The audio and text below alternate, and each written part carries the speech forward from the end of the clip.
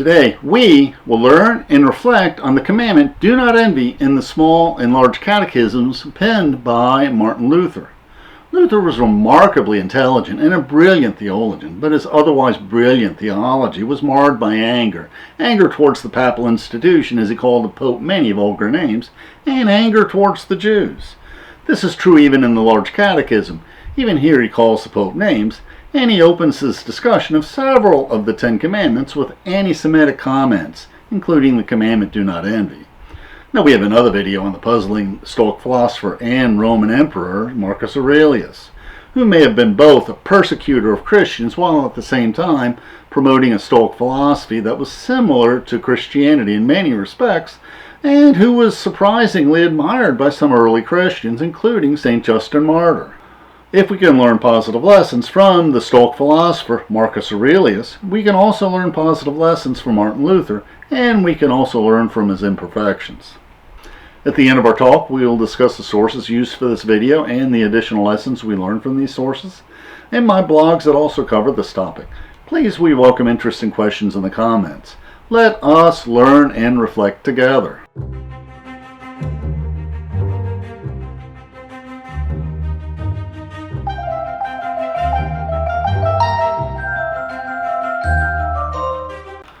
We are today more sensitive to anti-Semitism because of the ugly history of the Holocaust, as indeed we should be. Was Martin Luther inspired by the Holy Spirit? Well, oftentimes Martin Luther was inspired by the Holy Spirit, and sometimes he was not. We are unfortunately compelled to treat Martin Luther like a pagan Greek philosopher, preserving what is beneficial and pointing out and discarding that which does not increase our twofold love of God and love of our neighbor. And indeed, sometimes Luther's anger gets in the way of love. However, even Luther's imperfections can teach us valuable lessons about ourselves.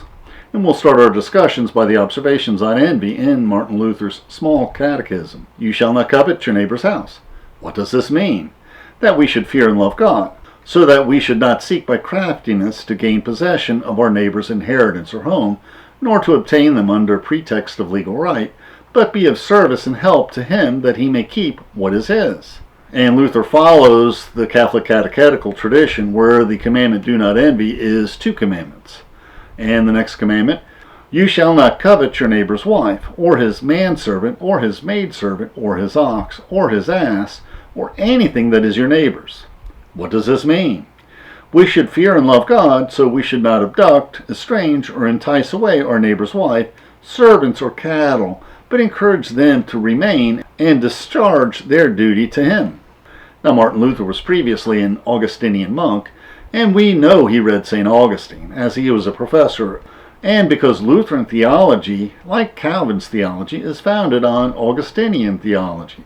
And he opens his discussion of each of the commandments with the reminder that we should love God, emphasizing the Augustinian teaching that the twofold love of God and love for our neighbor is the core of all Christian teaching.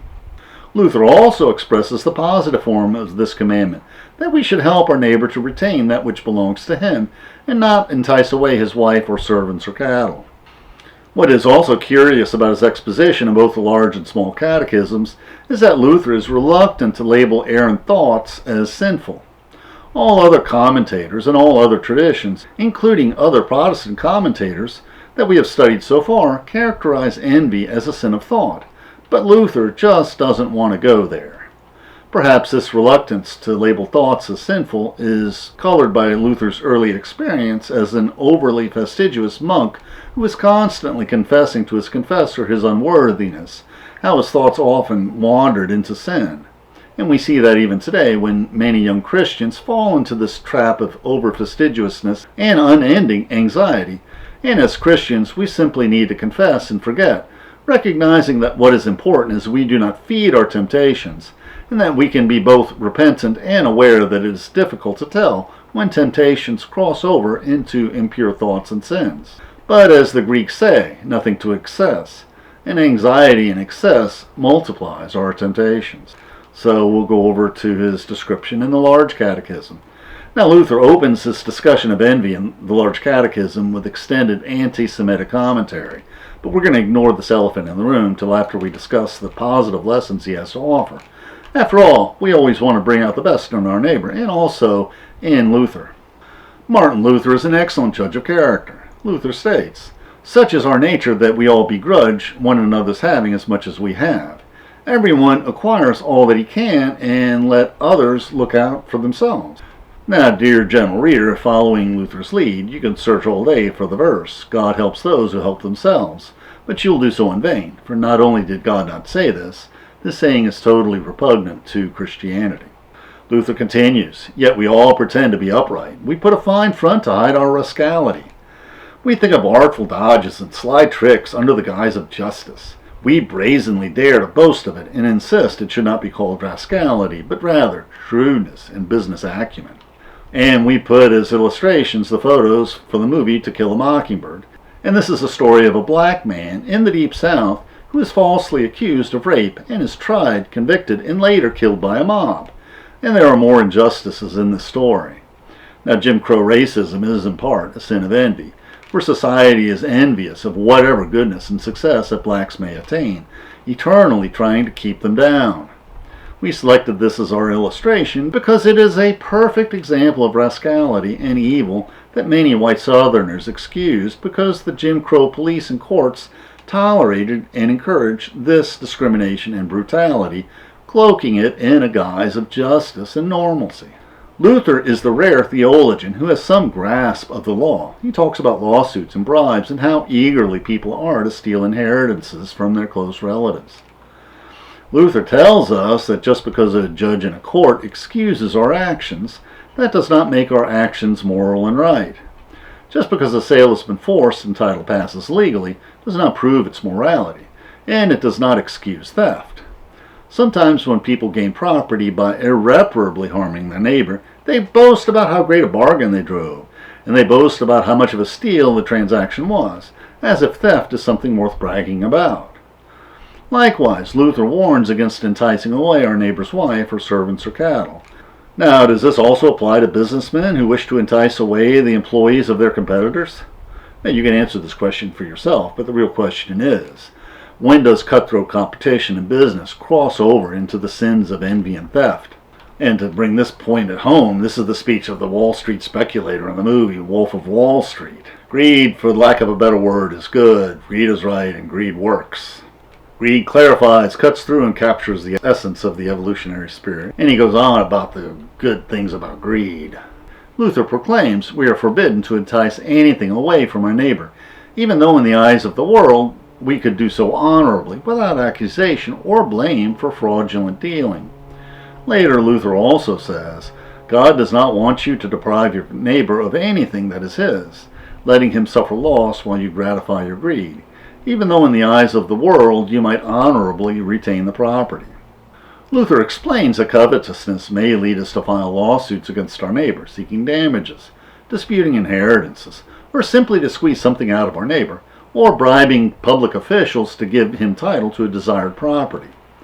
Covetousness may lead us to take advantage of our neighbor's adversity or debt, picking up his property for less than its fair value. Christians are not forbidden to hire attorneys to safeguard their interests, particularly if they need to protect their ability to provide for their families and fund their charities. But Christians are forbidden to hire attorneys who are sharks, who have the reputation of relentlessly pursuing their prey, regardless of who is in the right, regardless of whom they manage to destroy. Luther offers as an example of the sin of envy the story of King Herod and the many sins that this stirred both in the heart of Herod and in the heart of his wife Herodias, whom he stole away from his brother Philip. John the Baptist was a troublemaker. He publicly criticized this behavior of the king. This envy for his brother's wife led to Herod committing both the sins of theft and adultery and slander, since imprisoning John the Baptist hurt his reputation. Sinning further, Herod and Herodias condone the prostituting of his stepdaughter Salome as she dances for her stepdad and his lecherous friends. Everyone is more deeply enmeshed in the web of sinfulness, as the hateful Herodias implicates her own daughter and her husband Herod in the brutal murder and beheading of John the Baptist. Every sin against man is broken. It is now impossible for the stepdaughter to have a sliver of respect for the henpecked Herod or her vile mother Herodias. And we see this in the biblical story. Although Herod wanted to put John the Baptist to death, he feared the people, because they held him to be a prophet. But when Herod's birthday came, the daughter of Herodias danced before the company and pleased Herod. So he promised with an oath to give her whatever she might ask. And prompted by her mother, she said, "Give me the head of John the Baptist here on a platter." And the king was sorry. But because of his oaths and his guests, he commanded it to be given. And he sent and had John beheaded in the prison. And there his head was brought on a platter and given to the girl. And the girl brought it to her mother. Luther ends his discussion nobly, for when we avoid the sin of envy, God's purpose is to destroy all the roots and causes of our injuries to our neighbors. God wants our hearts to be pure, even though as long as we live here, we cannot reach that ideal. Now we will discuss the elephant in the room that we would rather not discuss, which is the anti-Semitism of Martin Luther. We cannot avoid the anti-Semitism of Luther. His first sentence in the Do Not Envy section says, "These two commandments, taken literally, were given exclusively to the Jews. Nevertheless, in part, they also apply to us Christians." Now, Luther doesn't adequately describe what portion of the Do Not Envy commandments do not apply to the Christians, but we do know that Luther views Jews as being morally deficient and somehow inferior when compared to Christians. And his accusations against the Jews are both historically untrue and slanderous.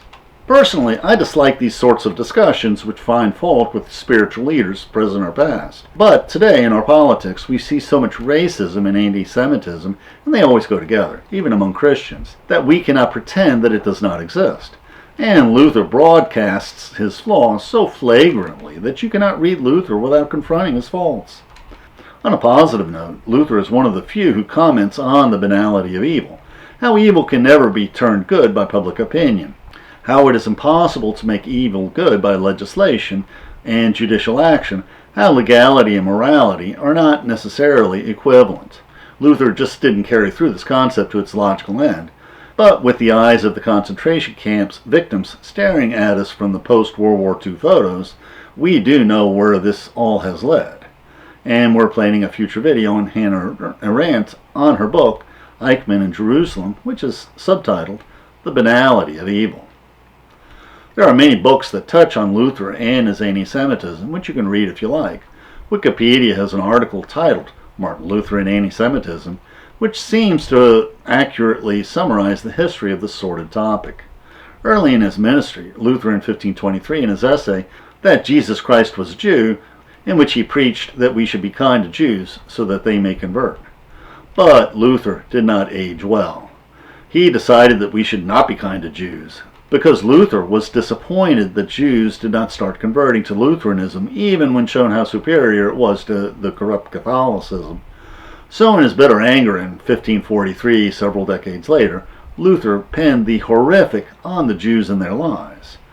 Dr. Wikipedia documents how this deplorable hit piece encouraged anti-Semitism in the centuries following. Now, Luther didn't invent anti-Semitism. Jews and Muslims were both despised as infidels and unbelievers. We have other videos on the unfortunate history of anti-Semitism from the early church fathers, including some unfortunate comments by St. Justin the Martyr and the Epistle of Barnabas in particular.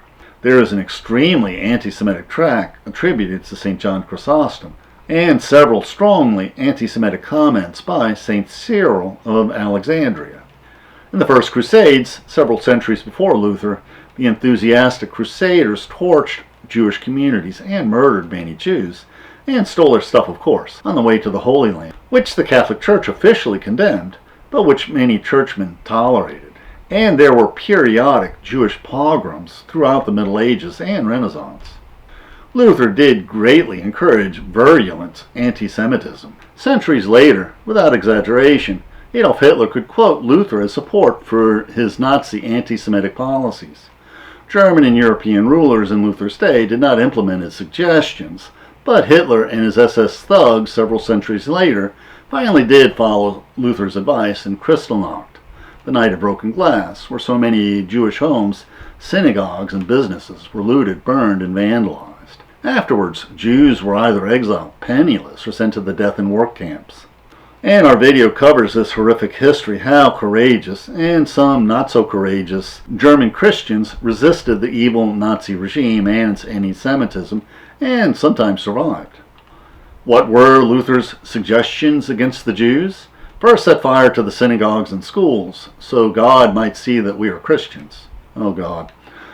Second, I advise that their houses be razed and destroyed. Third, I advise that their prayer books and Talmudic writings, in which such idolatry, lies, cursing, and blasphemy are taught, to be taken from them. Fourth, I advise that rabbis be forbidden to teach henceforth on pain of loss of life and limb. Fifth, I advise that safe conduct on the highways be abolished completely for the Jews. Sixth, I advise that usury be prohibited to them, and that all cash and treasures of silver and gold be taken from them. And seventh, I recommend putting a flail, an axe, and a hoe, and a spade, and a distaff, or a spindle into the hands of young strong Jews and Jewesses, and letting them earn their bread in the sweat of their brow. Now, Luther did not suggest that all Jews be murdered, and we must surmise that he would have been more careful with his words had he foreseen how Hitler would have found inspiration in his proclamation centuries later. Hitler took all of these suggestions to heart in the night of Kristallnacht, the night of broken glass, and then shipped many Jews to Auschwitz. The camp sign that greeted the Jews on their arrival proclaimed, "Arbeit macht frei," in English, "work will set you free." And Dr. Wikipedia discusses the scholars who have studied the deep ties between the anti-Semitism of Luther and Nazi ideology. Also, most Lutheran denominations have condemned the anti-Semitic writings of Luther. Another uncomfortable and unanswerable question is how much indirect influence Luther's embrace of anti-Semitism has contaminated Protestantism and all denominations, making it easier for white Christians to embrace racist attitudes and reject what they characterize as critical race theory, which means probably going back to teaching the discredited lost cause mythology of the nobility of the Confederate cause in the Civil War, falsely stating that slavery was not a primary cause of the bloody war. And we have a video exploring how white evangelicals opposed the civil rights movement. This is not an idle question. We have another video discussing how the Nazis used the Jim Crow statutes as guidance when drafting their anti-Semitic Nuremberg race laws. We want to end on a positive note. We have a video on the winning University of Colorado coach McCartney, who retired at the end of his winning career to dedicate his life to a ministry he called Promise Keepers. A ministry that has had limited success because he was trying to spread an unpopular message of racial reconciliation, a message that he thought important, since he came to understand how difficult life was for the families of the many black high school football players he recruited. Envy breeds anger. Anger, like envy, is spiritually hazardous, and anger makes our neighbors our enemies. Politically, anger beats love, because anger fights, while love consoles. Now we'll discuss the sources we use for this video. Our primary source for this video is the Book of Concord, which is the confessional handbook of the Lutheran Church. And Luther also wrote the sections of the small and large catechisms, and you can purchase these catechisms separately. We would also like to mention the many videos by the Lutheran professor, who is also an Augustinian scholar, Dr. Philip Carey. He saw his life mission as bridging the chasm separating the Protestant and the Catholic churches, and has many excellent, balanced, and respectful lectures on Luther, St. Augustine, and the histories of Christianity and the Western traditions that are in the great courses, but not the Wondrium lecture series. Finally, in his final lectures on Luther, he ponders the question that I had never heard pondered for decades, for I was baptized as a Lutheran. How could a leading theologian be so angry? Isn't perpetual anger spiritually dangerous? And of course we have this wonderful thumbnail painting of Luther at the Diet of Worms. The YouTube description links to the video script and our blog. Please support our channel by sharing this video with your friends, and by clicking on the like and subscribe buttons, and by clicking on the Amazon links to purchase any of the books we discussed, which will earn us a small affiliate commission. And please consider becoming a patron of our channel. And please click on the links for interesting videos on other topics that will broaden your knowledge and improve your soul. Thank you.